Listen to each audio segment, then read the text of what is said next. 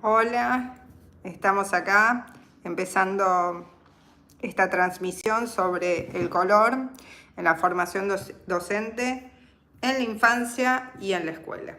Podría ser lo mismo, pero tal vez no lo es. Ahí estoy esperando que se empiecen a conectar las estudiantes. Creo que ya se están empezando a conectar, así que ahora vamos a volver a saludar cuando haya más gente.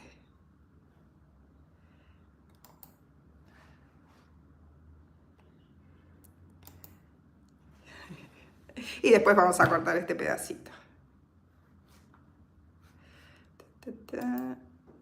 Ahí estamos. Hola, Sor Mauri, ¿cómo estás? Bienvenidas. Espero que nos sirva este repaso para entender un poco mejor cómo tenemos que trabajar el color en la escuela y con los chicos. Así que... Hola, Hilda. Qué bueno que se hayan podido conectar. Hola, Claudia. Buenísimo que pudiste conectarte y mandar tus trabajos antes. Una mosquita. Increíble. Ahí está. Hola, Melanie. Estamos acá.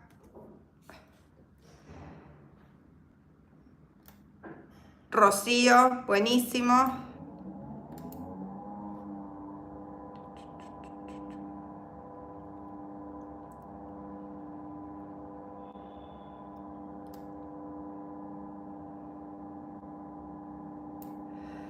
Eva, bien, ya somos 10.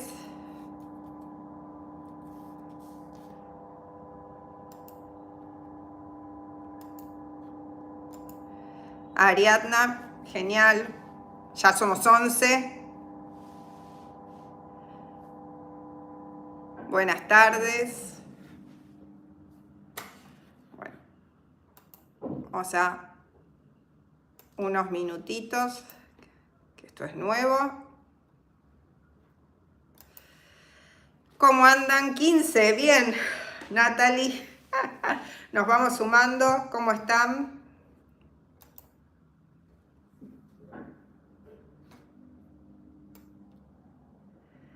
Caterine, bien, que no nos vimos la última clase. Bueno, ya estamos algunas cuantas. Sofía, genial.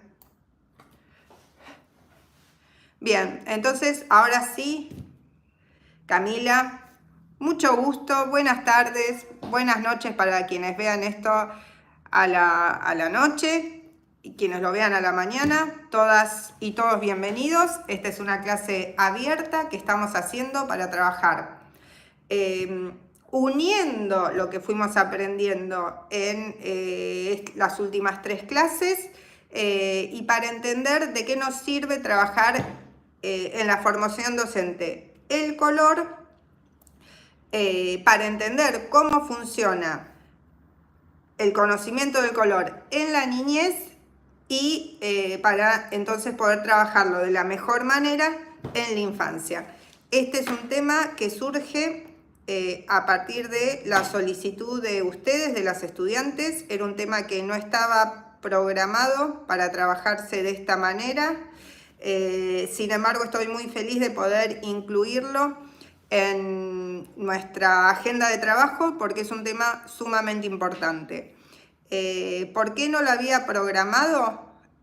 Porque muchas veces se confunde la teoría del color con la utilización del color en la educación y algunas veces termina siendo como una tecnología que aprisiona a los niños más que dejarlos explayarse.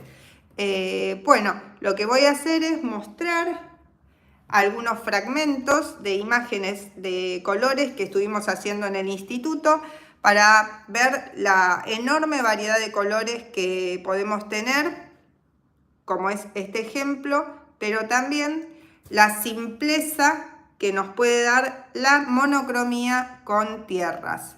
Estoy también haciendo un experimento, ¿no?, de compartir de esta manera los dibujos que ustedes hicieron, y acá se ve el colibrí.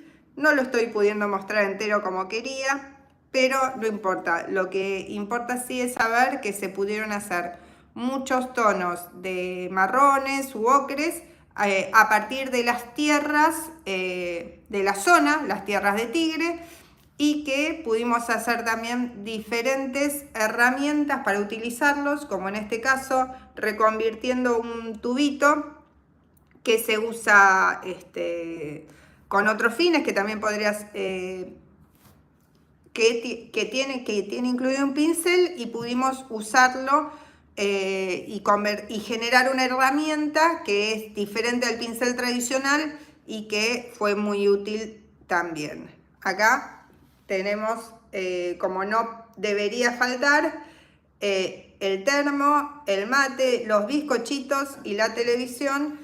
Por si nos ven desde algún otro lugar del mundo, estamos en Buenos Aires y para nosotros el mate es muy preciado. Bien, ahora que estamos prácticamente todas y todos conectados, vamos a empezar a hacer como una referencia a nuestra última clase y a desarrollar el tema. Y acá me marcan, bueno, que esto también es reutilizar o reciclar, por supuesto, y además con un resultado increíblemente satisfactorio, como podrán ver acá. Bien, nosotros veníamos en nuestro último encuentro virtual, que hicimos también un video parecido a este, estábamos analizando las etapas de la expresión gráfica en la infancia, o sea, las etapas del dibujo.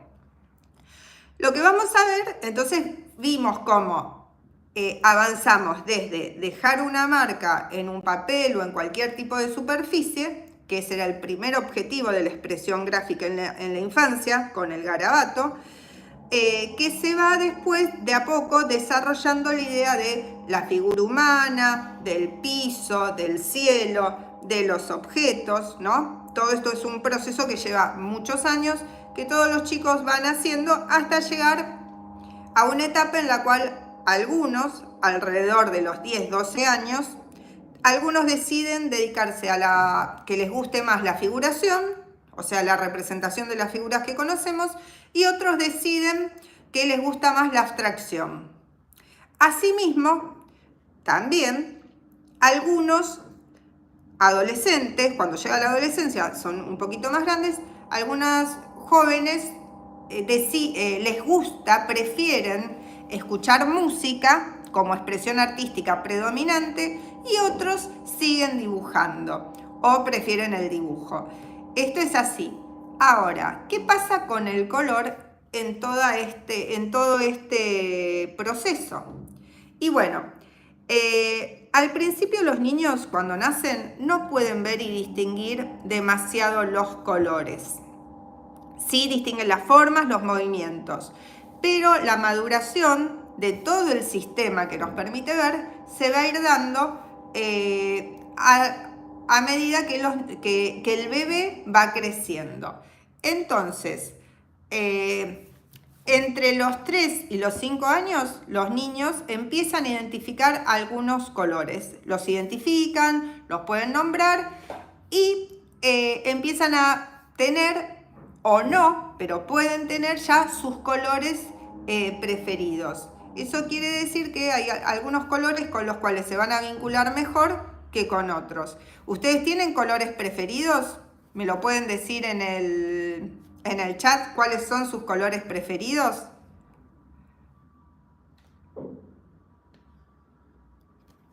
A ver, violeta, sí, me di cuenta porque muchas lo eligieron. ¿Qué otro? Violeta, amarillo, sí. Violeta y amarillo, azul, rosa, verde, rojo, azul y rosa. Bien. Verde. El verde, y acá, bueno, la hija, hay una participante niña genial que opine, dice el celeste. Le vamos a contar que el celeste Es azul, ¿cómo se hace? Azul con blanco. El verde agua, verde con blanco, el violeta. A ver, bueno, este es un curso entonces en el cual el violeta es uno de los colores que más gustan. Sin embargo, hemos podido pasar por todos los colores. Digamos, azul, de nuevo, azul, rojo y amarillo, que ya los dijeron, serían los colores primarios del círculo cromático tradicional. Y acá voy a explicar algo que lo explicamos en clase, pero que nos tiene que quedar muy claro. Como habrán visto, estuve haciendo los deberes para tratar de que fuera más gráfica o que les sirviera un poco más esta clase. Nosotros lo hicimos en el piso a partir de los colores que a ustedes les gustaban y ahora tienen el círculo cromático que después se los puedo pasar. ¿Qué es el tradicional? El que la mayoría de nosotros aprendimos en la escuela, pero que no es el único. Y súper importante que más allá de conocer esto para poder hacer alguna mezcla, ¿sí? ¿Qué es lo que tenemos que saber de esta situación? Que amarillo, azul y rojo son los colores que sí o sí necesito tener en pinturita, en témpera, en crayón, en tiza, porque no los puedo fabricar ni siquiera hacer parecidos. Quiere decir que esos son los colores que necesariamente si los quiero usar los tengo que tener. Se destacan por su intensidad, ¿sí? Y tradicionalmente los llamamos los colores primarios del círculo cromático tradicional, porque en un ratito vamos a ver el círculo cromático generativo, que es gracias al cual ustedes están viendo esta imagen. ¿Por qué? Ustedes no la están viendo en témpera o en pinturita o en ningún pigmento. La están viendo en una pantalla, ¿sí? Los colores de la pantalla se generan a través de otro círculo cromático. Y los colores de la gráfica también. Entonces, bueno, nosotros en general en la escuela seguimos pensando o enseñando el tradicional, pero tenemos que saber esto para no estar incurriendo en errores que confundan a los chicos, ¿sí? Entonces, acá rosa, de nuevo el rosa es el rojo con blanco. Y a estos colores que están mezclados con blanco, que serían el celeste, que es el azul con blanco, el rosa, rojo con blanco, el amarillo patito, el amarillo muy suave, que sería el amarillo con blanco, se los llama desaturaciones, ¿sí? Porque pierden, ¿qué significa que pierden la saturación? Que pierden la fuerza del color, por eso son colores más suaves. Esperen que voy a revisar un mensaje. Acá apareció nuestro primer hater de la clase, que me dice que tengo horrible el pelo. Coincido, pero todavía no fui a la peluquería. Igualmente lo voy a quitar porque no me parece un lindo mensaje para una clase. Bien, seguimos. Entonces, decíamos, estos colores son los que sí o sí necesito tener. Ahora, si quiero probar a hacer mezclas, incluso con pinturita, con una superposición suave, lo puedo hacer mezclando amarillo con azul, hago el verde, mezclando amarillo con rojo, hago el naranja, o mezclando azul con rojo. Acá dice morado, en nuestro círculo diríamos hago el violeta, pero la verdad es que con los pigmentos que nosotros trabajamos no siempre podemos hacerlo. Entonces eso es bueno que lo sepan los chicos, que si quieren trabajar con colores oscuros, ¿sí? Como puede ser violeta o como puede ser un azul oscuro, van a tener que tener el pigmento de ese color, porque si no, no lo van a poder fabricar. Importante, y también que las tonalidades de los colores van a depender de los materiales que usemos. No es lo mismo, y ahora voy a mostrar ejemplos. Hola Ingrid, qué bueno que llegaste. Voy a mostrar ejemplos de dibujos de ustedes. No es lo mismo pintar con tiza, ¿sí? Fíjense qué belleza, qué suavidad, qué tonalidad. Esto es con tiza sobre papel. Tenemos el azul, pero tenemos un azul que se suaviza por el blanco de la hoja y que combina muy bien con el amarillo y rojo o rosa que usó, que generó estos anaranjados tan interesantes que desde la lógica de la teoría del color se llaman colores complementarios y por eso también combinan tan bien. Acá les muestro otro círculo cromático donde ustedes van a ver en el centro los primarios, ¿sí? ¿Y qué pasa? El violeta es el secundario que se forma con los dos que no componen el amarillo. ¿Qué quiere decir? Que si ustedes hacen un dibujo o una imagen con violeta y amarillo, van a tener todos los colores del círculo cromático incluidos. ¿Qué pasa? El amarillo está puro y en el violeta se sintetizan el azul y el rojo. Lo mismo pasa con el verde y el rojo. De nuevo, un primario y un secundario que se forma con los otros dos primarios. ¿Se entiende? Entonces, fíjense, el verde y el rojo son opuestos. Ahí lo pueden ver. Si ustedes hacen una composición con estos colores opuestos, estarían usando todos los colores del círculo cromático y a su vez están teniendo mucho contraste. ¿Por qué? Porque son los opuestos. Y el último de los opuestos, a ver si alguien me lo puede decir. Ya vimos pares de complementarios, violeta y amarillo, también mucho contraste. Vimos rojo y verde. ¿Y cuál sería el par de complementarios que nos queda con un primario y un secundario? A ver quién se anima a ponerlo primero.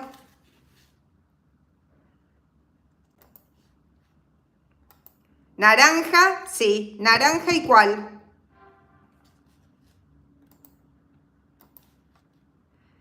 Naranja, sí, que se hace con amarillo y rojo, pero ¿con cuál? Marrón no. ¿Con cuál? Azul, perfecto. Ahí está. Naranja y azul sería el último par de complementarios que nos faltó nombrar. Bien, naranja y rojo serían colores que están al lado en el círculo cromático, para quien puso ahí, entonces no serían complementarios. ¿Saben cómo se llaman los colores que están al lado uno del otro en el círculo cromático? Se llaman análogos. Análogos, que significa parecidos, ¿sí? De nuevo, naranja y amarillo serían análogos, ¿sí? Bien. Entonces ya vamos entendiendo, perfecto. Ahí ya lo escribieron ustedes también, muy bien. Y ya les quedaría esto. ¿Para qué nos sirve saber esto? ¿Sí? Bueno, a ustedes como docentes, por ejemplo, les sirve para hacer carteleras que tengan colores intensos y que se vean bien. Acá les muestro el círculo cromático generativo, que es el de la gráfica. No tiene azul, fíjense. Tiene cian, magenta y amarillo. Es otra historia. Pero como nosotros normalmente en la escuela no tenemos materiales para trabajar con estos colores, que serían, por ejemplo, los acrílicos o tintas gráficas, lo vamos a dejar simplemente para saberlo. Pero ténganlo en cuenta, porque en algunas oportunidades se pueden mezclar materiales y pueden salirnos unas mezclas distintas de lo que pensamos. En algunos aspectos son parecidos, ¿sí? Pero en otros son diferentes, porque fíjense que el azul, en este caso, se hace con el cian y el magenta. O sea que nos cambia la ecuación. En este círculo cromático, el azul no es primario, es secundario. Así que ahí nos iríamos a enredar, lo dejamos para otra oportunidad. nosotros de momento vamos a trabajar con el tradicional. Y acá les muestro un ejemplo de una obra de una artista argentina que se llama Raquel Forner. ¿Y qué colores notan que se ve con mucha importancia en esta obra?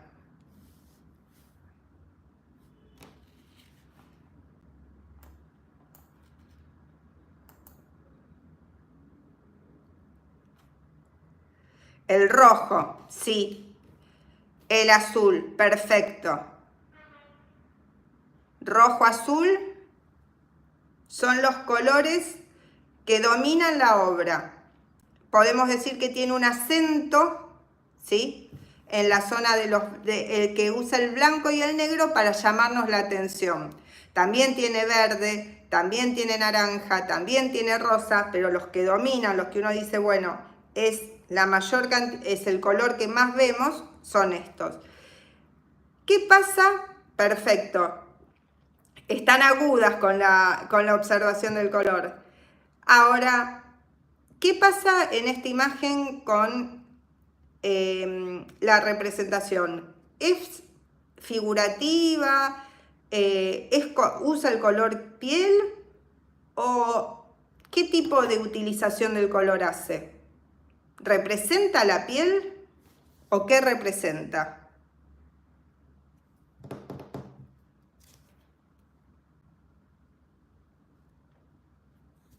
Habíamos dicho que los chicos empezaban a reconocer los colores, que cada vez los veían con más, que los podían distinguir mejor.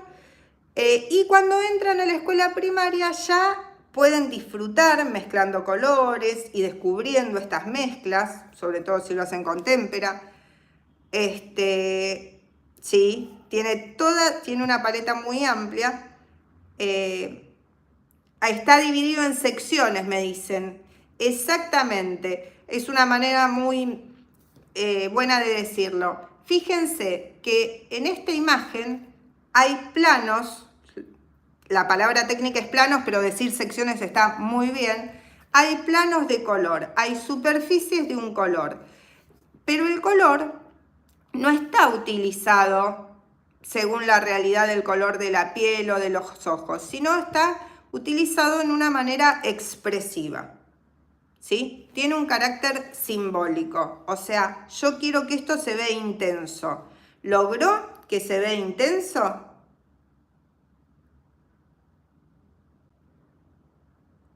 Acá me aclaran, no representa la piel, no usa los primarios, pone al lado los análogos, pero también pone en el fondo el azul. ¿Le interesa el parecido con la realidad o le interesa? Sí, usa todos los colores, pero los usa para representar la realidad o para expresar una emoción, un sentimiento o una idea.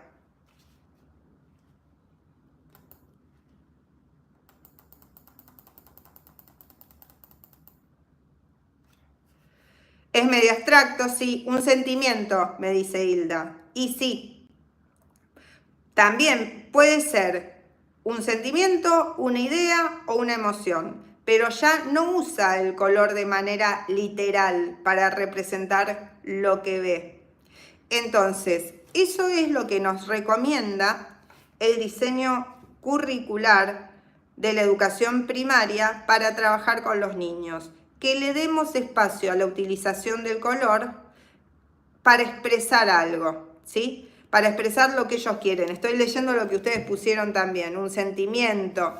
Entonces, esto es sumamente importante. ¿Por qué? Porque muchas veces nos fuimos quedando en las convenciones y terminamos atrapados en querer buscar hacer el color piel o una representación tradicional. Y en realidad el color en la infancia tiene que ser usado para como un lenguaje estético más. Bueno, y acá lo están diciendo, le interesa representar claramente la emoción. Fíjense, hay muchas maneras de representar la emoción con el color. Tenemos esta, voy a pasar a otra de ustedes. Fíjense, acá, ¿qué estaríamos viendo? ¿Qué dupla de colores estaríamos viendo en este trabajo que hicieron ustedes? A ver.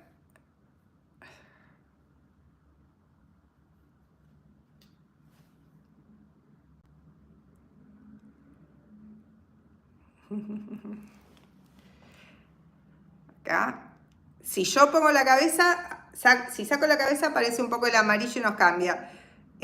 Azul y naranja, exacto, azul y naranja. Nos resulta tan intenso porque tiene pares de complementarios. Sépanlo. Fíjense que ustedes, sin saber la teoría del color, ya la estuvieron aplicando. ¿Por qué? Porque dejaron fluir sus emociones y empezaron a surgir estos colores. Acá hice una selección muy lindo el trabajo, sí, absolutamente. Y esto está hecho con fibras, ¿no? Con lo que serían fibras o marcadores. No es un material ni para artistas ni para adultos. Y esto nos demuestra que cuando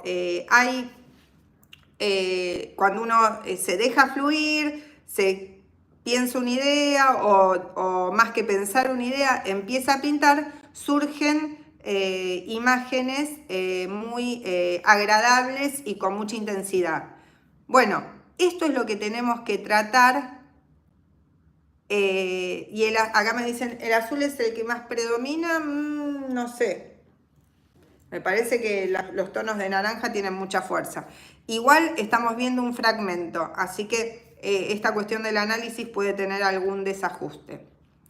Pero, bueno, como les decía, cuando los chicos están en la primaria, que es cuando ustedes tienen que trabajar con ellos, comienzan a reconocer muchos matices de los colores, establecen asociaciones convencionales entre los colores y los objetos.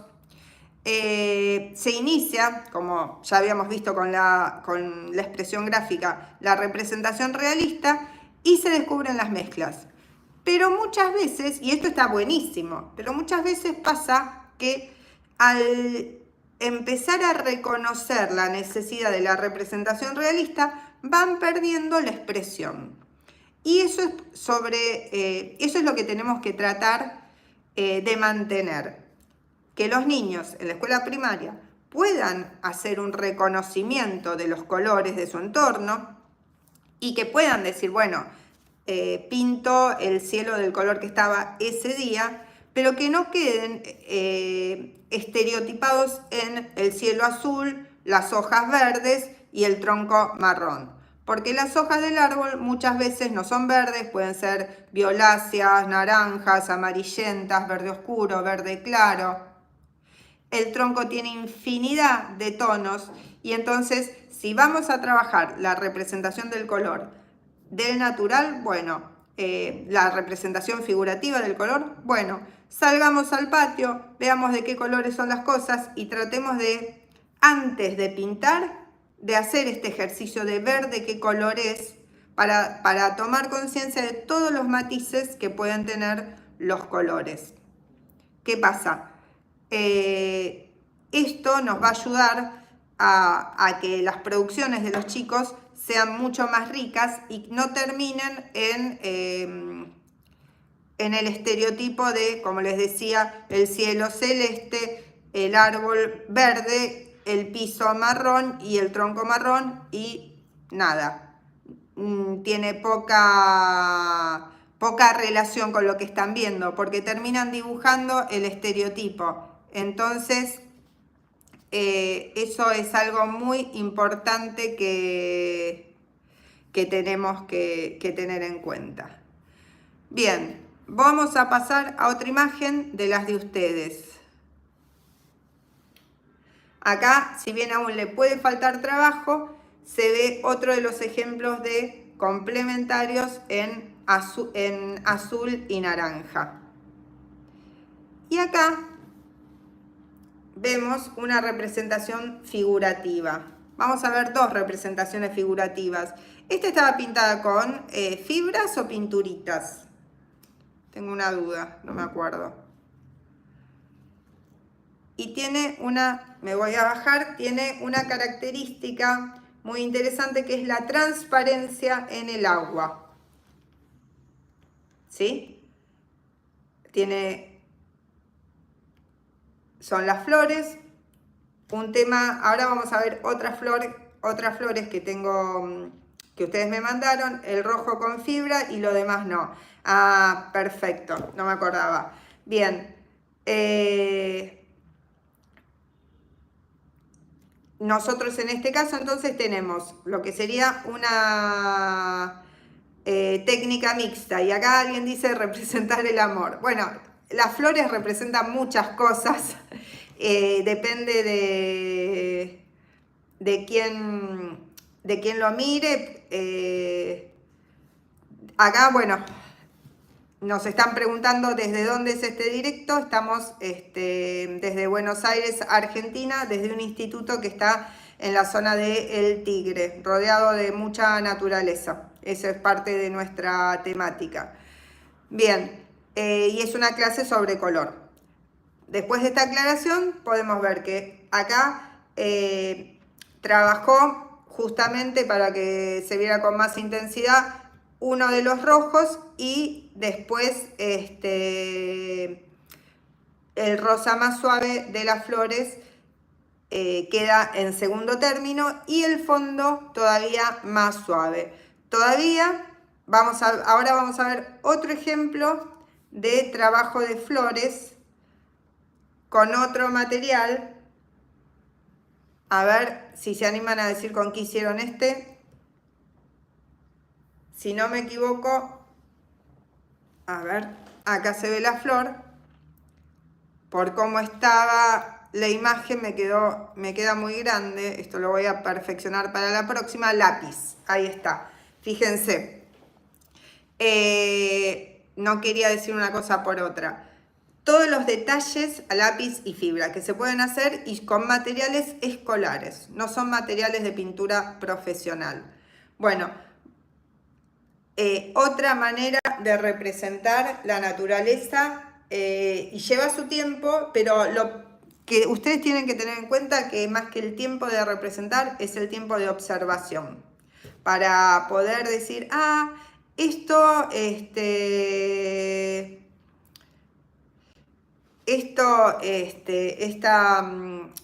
flor tiene estos detalles y para poder pintarlos primero los tengo que ver.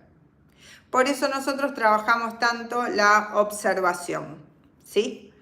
Bien, seguimos entonces. Otras maneras de representar el entorno, también en este caso con fibra. Y otra imagen, no, esta ya la vimos, otra imagen que mezcla, por un lado, colores. Esperen que voy acá, usaste fibras, lápices, perfecto. En este caso, bueno, lo que estamos viendo es una pintura al óleo y lo que vamos a ver es, son paneles, son grandes, y lo que vamos a ver tiene que ver con la segunda actividad que hicimos en la clase, que fue la monocromía. En este caso, de nuevo, una pintura de la misma artista y son como tótems hechos con cabezas humanas y tenemos dos primarios, que sería el rojo y el amarillo, en todas sus variedades. Por eso vamos a hablar de una obra que es como que tiene sectores monocromáticos, ¿no? En la obra de Raquel Forner. Y después los tonos de grises. Fíjense cuántos tonos de grises podemos tener para llegar prácticamente hasta el negro y más claros para llegar prácticamente hasta el blanco. Esto lo habíamos notado cuando hacíamos los dibujos, la expresión gráfica que trabajamos en el video anterior, con puntos y líneas, como en algunos trabajos casi se llegaba al negro y en otros quedaba prácticamente la hoja en blanco. Y todo eso forma parte del equilibrio de la composición. Nosotros, en lugar de trabajar la monocromía con un solo color de los primarios o de los secundarios, cuando hicimos nuestra experiencia trabajamos libremente y por eso tuvimos esta variedad tan interesante para mostrar. Nosotros trabajamos la monocromía desde la pintura con tierras, por eso tenemos diferentes tonos de marrones que da la tierra de nuestro entorno. Acá podemos ver un paisaje con tierras y acá podemos ver un dibujo con líneas de tierra. ¿Cuál es la diferencia entre una pintura y un dibujo? En este caso, de nuevo, predominan las líneas y los puntos. Entonces, ¿qué serían los que cuando hay predominio de líneas y puntos, es pintura o es dibujo?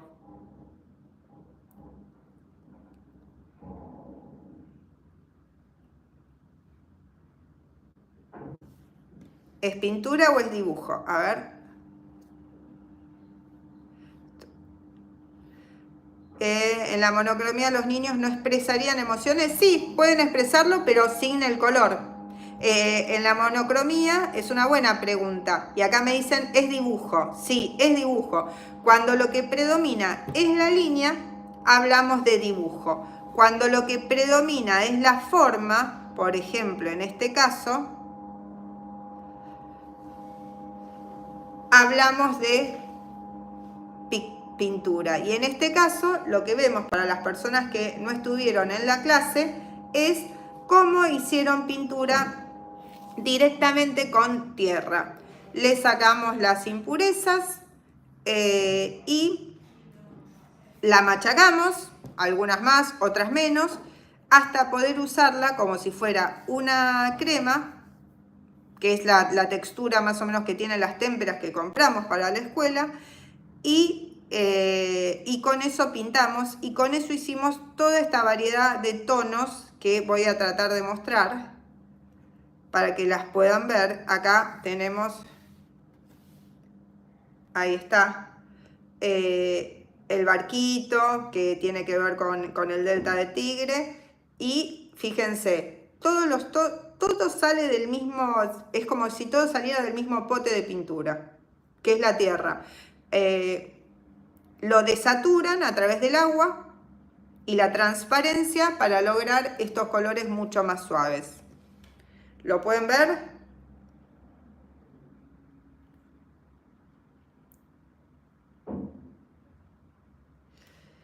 En estos otros ejemplos también predomina lo pictórico, porque no es la línea que está relleno, sino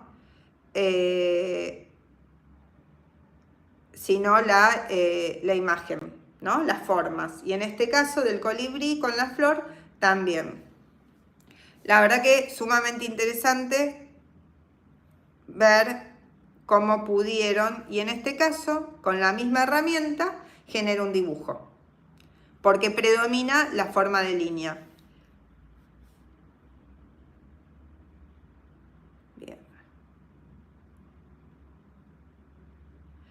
Bien, entonces, y acá les tenía preparado un ejemplo de la pintura colonial americana, donde también la mayoría de las representaciones tenían que ver con los colores de la tierra, porque era lo que estaba disponible.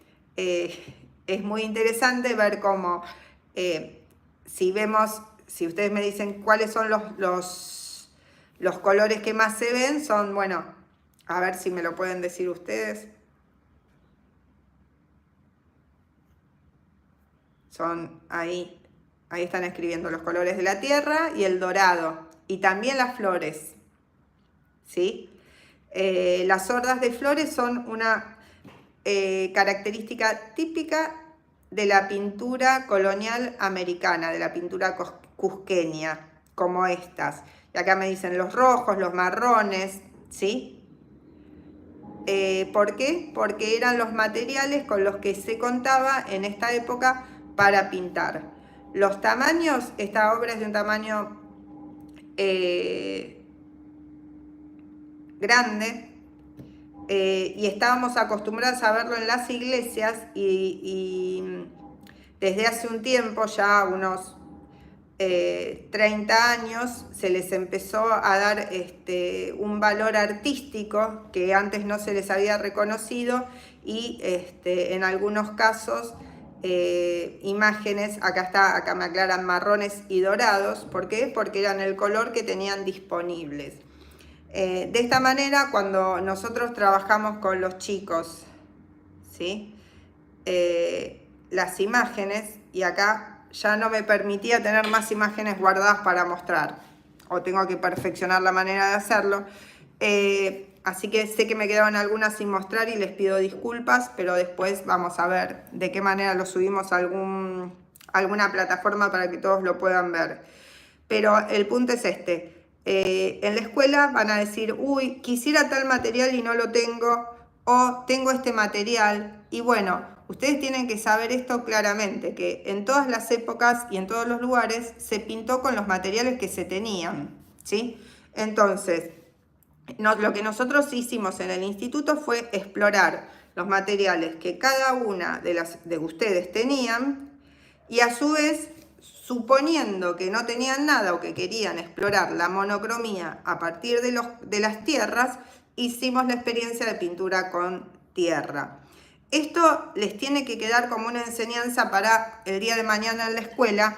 En principio, hacer un sondeo o ver qué materiales tienen los chicos para poder pintar, para no estar pidiendo algo que no tienen o no pueden acceder, y trabajar sobre lo que se tiene. De los contenidos, ¿no?, de la teoría del color que vimos, ustedes como docentes, ¿para qué lo pueden aplicar? Y bueno, para armar carteleras, ¿sí?, o comunicaciones de manera eficiente, o sea, que se vea de lejos. Pero también lo pueden usar como una orientación para trabajar imágenes con los chicos, y que el aporte que ustedes les hagan sea de ayudarlos a descubrir el mundo que los rodea para poder representarlo, y que lo enriquezca. Entonces, ya sea dentro de la lógica de la pintura figurativa o de la pintura abstracta, que ustedes puedan acompañar la expresión de los chicos. Ese es el rol que tiene que tener un docente de escuela primaria en la educación artística y con el conocimiento que ustedes ahora tienen sobre el color.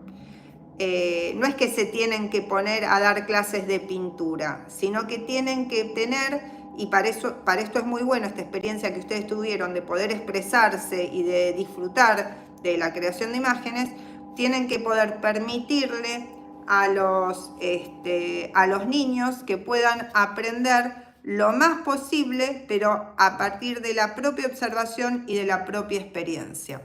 Porque como el arte y el uso del color es un hecho sensible, ¿sí?, solo se puede aprender a través de la experiencia sensible. La experiencia de mirar, ¿sí?, o la experiencia de pintar. Pero eso es lo más importante que me parece que a ustedes le tienen que quedar de esta clase. Más allá de la técnica que puedan llegar a enseñarles o a marcarles, de decir, bueno, si esto te está quedando, si estás rompiendo la hoja, aprieta el lápiz más suave, o si te falta agua para mover el pincel, tenés que volver a cargar agua. Más allá de esas cuestiones técnicas que ustedes ya experimentaron y ya tienen alguna experiencia, lo más importante que tienen que tener en cuenta es permitirle al otro que pueda expresarse, que pueda observar y que pueda expresarse y que pueda hacer más de una prueba, porque esto no es un dibujo, un resultado favorable. Muchas veces hay que hacer más de un dibujo, una pintura, una imagen, para poder desarrollar algo que nos satisfaga, ¿no? No sé si si quieren hacer alguna pregunta que pueda contestar para todos por acá. Si les quedó alguna duda de lo que hicieron. ¿Sí?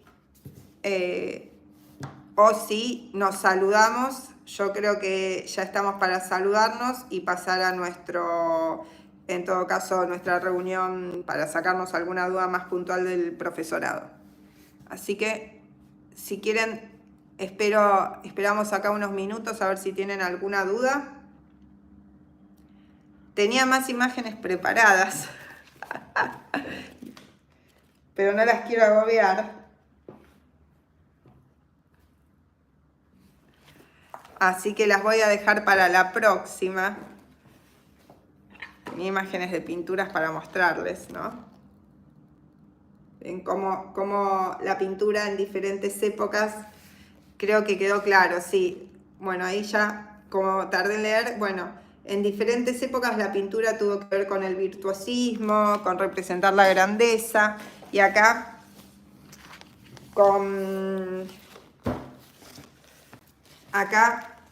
fíjense, esto es de las culturas precolombinas, como acá se nota claramente la planimetría, otra forma de representar, pero también en base a los colores de la tierra. Así que acá preguntan si hay algún video de cómo hacer la pintura. Sí, después lo después te lo paso, pero es muy fácil, todas tus compañeras te lo pueden decir. Básicamente es sacarle las impurezas a la tierra, machacar, mezclar con agua y hasta que tiene la consistencia de una crema, y probar con el pincel y con agua hasta que le encontramos el punto en que fluye y nos da la sensación que queremos lograr en el uso del pincel. Bueno, ahora les paso el enlace por si tienen algunas dudas. Hacemos un recreo de 15 minutos y nos sacamos las dudas en un grupito estricto nuestro del profesorado. Así que bueno, vayan a tomar algo o al baño en el recreo y nos juntamos en 15 minutos. Hasta luego. Y obviamente, de las personas que estuvieron viendo este video, si les gusta, pueden seguir el canal, suscribirse y mirarlos todas las clases anteriores que tenemos que están hechas para compartir. Nos vemos.